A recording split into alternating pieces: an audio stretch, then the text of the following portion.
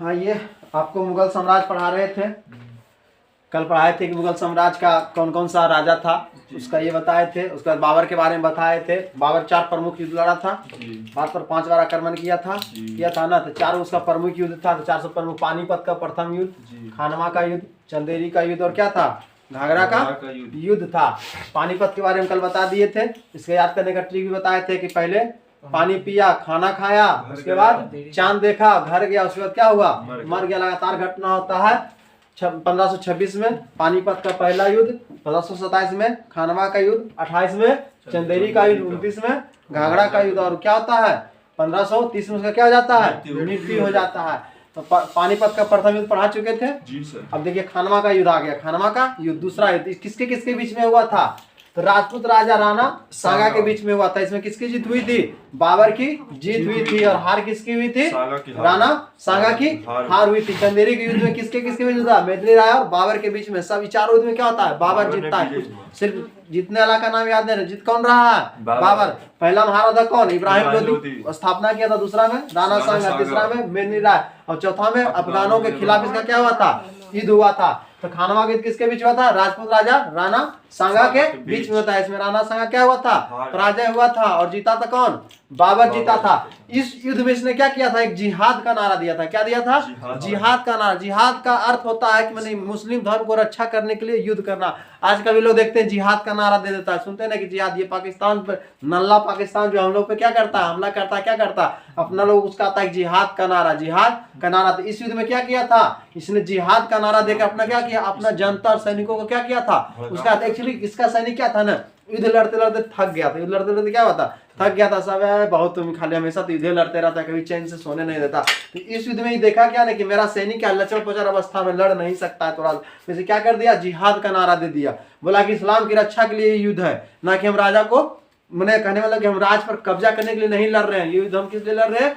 इस्लाम की रक्षा के लिए लड़ रहा। भाई धर्म का बात हो गया तो मुस्लिम समझ ही रहे हो, समुदाय के लोग कि किस तरह का रहता है। तो ये क्या किया, जिहाद का नारा इसमें क्या किया, दे दिया। इसी कारण इसका क्या हुआ, जीत का सबसे बड़ा कारण बना था ये जिहाद का नारा।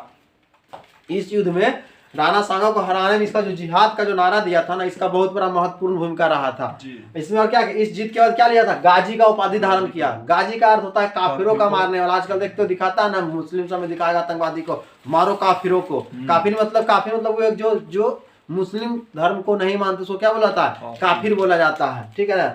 तो उसी को क्या उपाधि लिया था, गाजी। गाजी का मतलब होता है काफिरों का मारने वाला। कोई दिक्कत।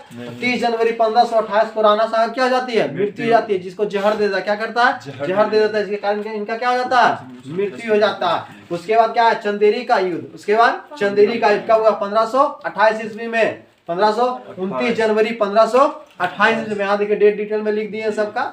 ऐसे ज्यादा ये पूछता डीप में पूछेगा तो ये भी आपको पूछ सकता है, तो दोनों याद रखिएगा। 15 जनवरी 1528 ईस्वी में कौन सा युद्ध हुआ, चंदेरी का युद्ध हुआ। ये चंदेरी जो जगह था कहाँ था, मालवा और बुंदेलखंड की सीमा पर था। कहाँ था, मालवा और बुंदेलखंड की सीमा पर था ये चंदेरी, मालवा और। ये क्या था, व्यापारिक और राजनीतिक दृष्टि से क्या था, बहुत महत्वपूर्ण स्थान था। मैंने यहाँ व्यापार भी था, राजनीतिक दृष्टि से क्या था, दोनों महत्वपूर्ण स्थान था। एक्चुअली क्या था, ये इंडिया है, मालवा क्या पठार क्या है, बुंदेलखंड इस साइड में लगभग पड़ेगा, यहाँ पे पड़ेगा। ये क्या था, मैंने बहुत महत्वपूर्ण था, ठीक है। युद्ध में बाबर किसको हराया था, राजपूत का सरदार। कौन था, राजपूत का सरदार मेदिनी राय। राजपूत का सरदार कौन था, मेदिनी राय को पराजित किया। और पराजित करने वाले इसको 2 पुत्री थे, दोनों पुत्री को क्या किया, अपना 2 पुत्र इसका हुमायूं जो बाबर के बाद बनता, कमरान, इसको क्या किया, भेंट कर दिया। बाबर को कितना पुत्र था, 4 पुत्र था। 2 पुत्री क्या किया, मैंने हरा दिया उसके पुत्री को, अपना पुत्र को क्या किया, भेंट कर दिया। कोई दिक्कत। ये हो गया चंदेरी का युद्ध, हो गया खानवा का। इससे पिछले क्लास में पढ़ाए थे क्या, पानीपत का पहला युद्ध। उसके बाद आगे देखिए, देखिए घाघरा का युद्ध कब हुआ था, 1529 में। 6 मई 1529 को, 6 मई 1529 को हुआ था। यह बाबर का क्या था, अंतिम युद्ध था। ये क्या था, अंतिम का क्या होता है। इसके बाद 1530 में उसका क्या हो जाता है, मृत्यु हो जाता है। देखिए इसका यह क्या था, अफगान शासक महमूद को पराजित किया। इसके किसके किसके बीच में हुआ था, अफगान शासक कौन था, महमूद। और किसके किसके बीच में, बाबर के बीच में हुआ था। इसमें क्या हुआ, बाबर की जीत हुई और महमूद का क्या हुआ, हार हुआ था। कोई दिक्कत। या बाबर का क्या था, अंतिम युद्ध था। पूछा बाबर का अंतिम युद्ध कौन था, तो घाघरा का युद्ध था, उसका जीवन का सबसे अंतिम युद्ध था। उसके बाद 26 दिसंबर 1530 ईस्वी में बाबर का क्या होता है, मृत्यु होता है। कितना वर्ष में, 48 वर्ष में। कितना वर्ष में, 48 वर्ष की आयु में इसका क्या जाता है, मृत्यु हो जाता है बाबर का। ठीक है, उसके बाद देखिए बाबर के बारे में और कुछ महत्वपूर्ण पॉइंट देखते हैं। 48 वर्ष के उसका क्या होता है, मृत्यु होता है। देखिए बाबर को, जब बाबर मरा तो इसको क्या था, पहले आगरा में आराम बाग भी ही निर्माण करा था। आराम बाग का भी निर्माण क्या करा था, बाबर ही करवाया था। ज्यामितीय पद्धति से करवाया था। क्या कराया था, ज्यामितीय पद्धति से, मतलब करने में चौकुठा बनाता था, उसमें 4 गो रास्ता इधर से इधर दे देता था, बीच में पानी जाते रहता था, मैंने चरखुट 4 गो, इस तरह से क्या करता था। लेकिन ये वास्तविक जो इसका विकास हुआ था ना, अकबर के समय हुआ था, लेकिन ये शुरुआत यही किया था। इस 4 भागों में बांट देता था, इसमें अपना घास वगैरह, इधर से पानी जाता था, झरना वगैरह। तो ये आराम बाग क्या किया था, खुद बनवाया था। कहाँ, आगरा में बनवाया था। तो पहले इसको क्या किया, आगरा में दफनाया गया। कहाँ, आगरा के आराम बाग में। बाद में इसको क्या करता है, फिर वहां से उसको कबाड़ के क्या करता है, काबुल में जाके क्या करता है, दफनाया था। पूछा था कौन सा ऐसा मुगल शासक था जिसको 2 बार दफनाया गया, कौन थे, बाबर थे। पहले उनको कहाँ दफनाया गया, आगरा के आराम बाग में। फिर उसको कहाँ दफनाया गया, काबुल अभी कहाँ है, पाकिस्तान में पड़ता है। लाहौर का शासक था, वहां आया था तो वहां पड़ता है, कोई दिक्कत इसमें नहीं। हाँ सॉरी, अफगानिस्तान, काबुल अफगानिस्तान में पड़ता है। ठीक, अफगान ये सब क्या तो उधर का ही था ना। उसका देखिए बाबर 2 गो किताब लिखा। बाबर क्या किया, 2 गो किताब लिखा। तुझके बाबरी, इसको बाबरनामा भी बोला जाता है, तुझके बाबरी। इसमें क्या है, बाबर अपने आत्मकथा लिखा। आत्मकथा किसको बोलते हैं, इंग्लिश में ऑटोबायोग्राफी बोलते हैं। मैंने जो अपने बारे में खुद लिख रहा उसको क्या बोलते हैं, आत्मकथा। उसको इंग्लिश में ऑटोबायोग्राफी बोलते हैं। तो बाबर तुझके बाबरी लिखा था। किस भाषा में लिखा था, तुर्की भाषा में। तुर्की भाषा के अलावा ये फारसी भाषा भी अच्छा इसके पास ज्ञान था। अरबी और फारसी दोनों भाषा ये जानता था। तुर्की के था, तुर्क का, तो इसका राजकीय भाषा क्या था, तुर्की था। और ये अरबी और फारसी दोनों जानता था, अरबी और फारसी दोनों जानता था। किस भाषा में पूछेगा कभी क्वेश्चन, तुझके बारे में किस भाषा में लिखा गया था, कौन सा लिखा गया था, तुर्की भाषा में। दूसरा एक किस पुस्तक लिखा, रिसाल ए अजज, इसका मतलब खत ए बाबरी, माने खत ए बाबरी, रिसाल ए अजज। और ये जो था ना, ये तुझके बाबरी, बाबरनामा इसको बोलते हैं। जो इसकी आत्मकथा था, इसको फारसी भाषा में अनुवाद किए थे। कौन किए थे, अब्दुल रहीम रहमान खान। पूछ देता है तुझके बाबरी का फारसी भाषा में किसने अनुवाद किया था, तो अब्दुल रहीम रहमान खान ने क्या किया था, इसको फारसी भाषा में अनुवाद किया था।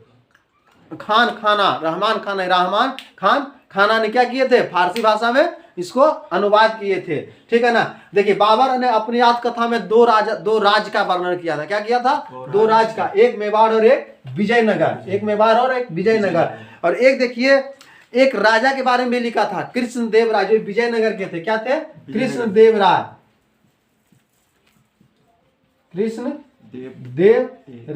बाबर के अनुसार था कि इंडिया के सबसे शक्तिशाली राजा कौन थे, कृष्णदेव राय थे। और ये कहाँ के थे, विजयनगर के थे। विजयनगर साम्राज्य में पढ़ाए थे। इनका भी चर्चा कहाँ किया है, बाबरनामा में, जो अपने आत्मकथा लिखा है उसमें किया है।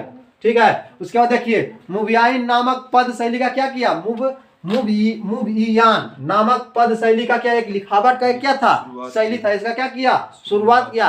शाहरुख नामक सिक्का चलाया। सिक्का क्या चीज का होता था, चांदी का सिक्का होता था। क्या चीज का सिक्का होता था, चांदी का सिक्का होता था। उसका नाम क्या था, शाहरुख खान नहीं, ठीक है ना, शाहरुख था, कोई दिक्कत। क्या किया, चांदी का सिक्का चलाया।